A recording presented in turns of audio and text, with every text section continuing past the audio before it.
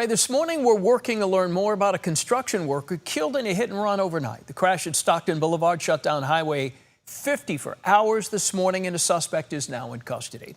ABC 10's Austin Castro has been following this all morning long from the scene where it happened. Austin, what's the latest?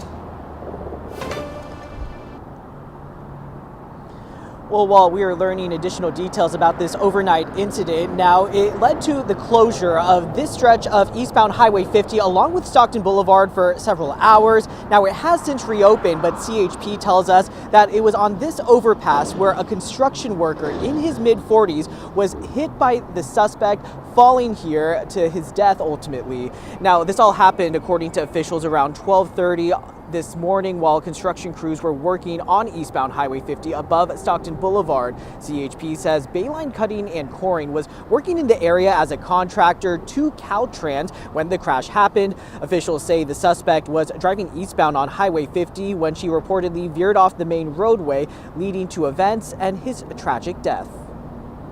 They traveled on the south shoulder and they struck one of the Bayline trucks.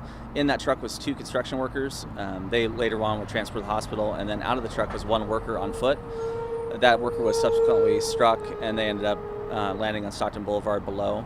The vehicle continued on and it's still under investigation, but it was involved in a second collision.